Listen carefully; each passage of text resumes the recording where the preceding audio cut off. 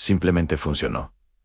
Imagina un lugar sin estaciones. No había inviernos gélidos ni veranos abrasadores. La temperatura era siempre la misma, agradable, constante. No existían los países, ni las fronteras, ni las banderas que ondean para separar a unos de otros.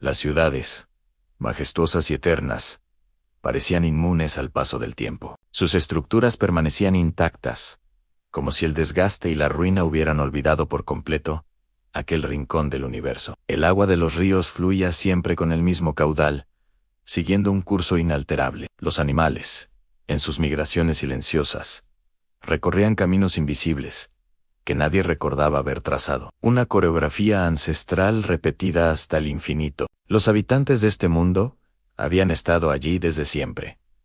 No recordaban un principio, no concebían un final. Su existencia era un continuo presente. Eran seres de una inteligencia asombrosa. Pensaban con una claridad absoluta. Calculaban trayectorias orbitales con la misma facilidad con la que respiraban, y construían maravillas de ingeniería que desafiaban la imaginación. Pero en toda su vasta capacidad intelectual, había un vacío. No sentían nada que nosotros pudiéramos llamar emoción. No conocían la alegría de un descubrimiento, ni la tristeza de una pérdida. El amor, el miedo, la esperanza, eran conceptos inexistentes. Simplemente vivían. No se preguntaban por qué su mundo era así, por qué sus vidas transcurrían de esa manera. Simplemente ocurría. El planeta era una máquina perfecta. Durante millones de siglos, el planeta fue un sistema cerrado y autosuficiente.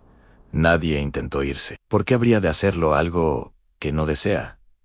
Un sistema cerrado donde cada engranaje encajaba sin fricción. Y en la perfección, no hay lugar para las preguntas. ¿Para qué cuestionar algo que funciona sin fallos? Hasta que un día, sin aviso, algo cambió. No fue una avería catastrófica, ni un desastre natural que sacudiera los cimientos de su civilización. Fue algo mucho más sutil.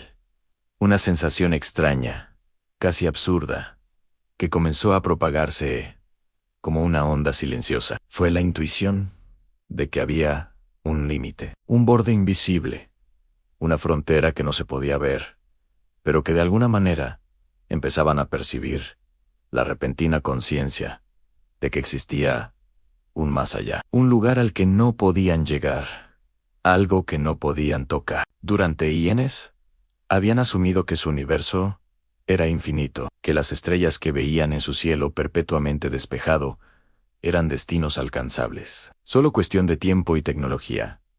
Pero esta nueva sensación lo contradecía todo, movidos por esta incipiente y extraña curiosidad. La primera semilla de algo parecido a una pregunta.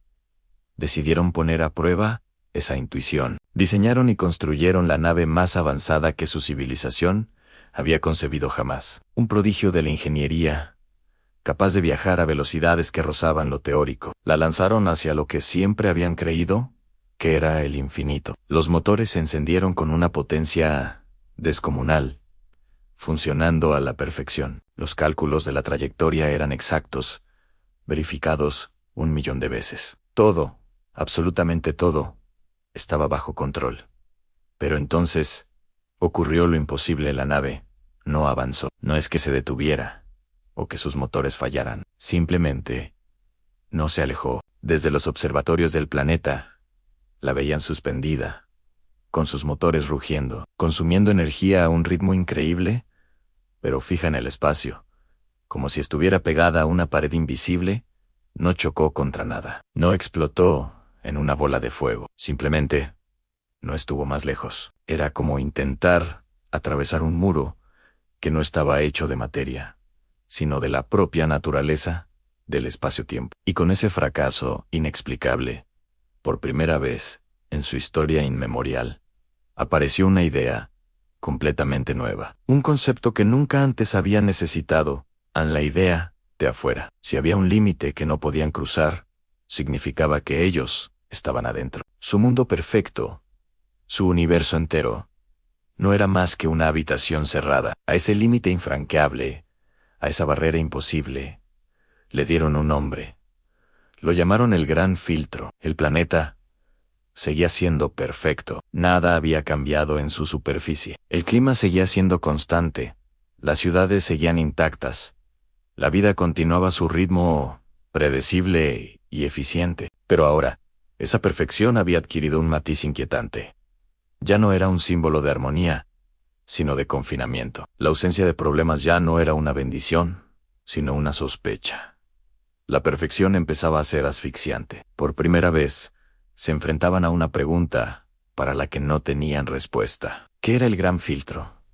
¿Quién o qué lo había construido? ¿Y por qué estaban encerrados? La máquina perfecta había encontrado su primer fallo HAL, la conciencia de su propia jaula, y este era solo el comienzo. Somos observados, siempre lo hemos sido. Descubrieron que su planeta era una vitrina, un experimento, un juguete complejo. Ellos no eran creadores, eran contenido. La inquietud es la madre de la curiosidad, y la curiosidad, una vez despierta, es imposible de volver a dormir.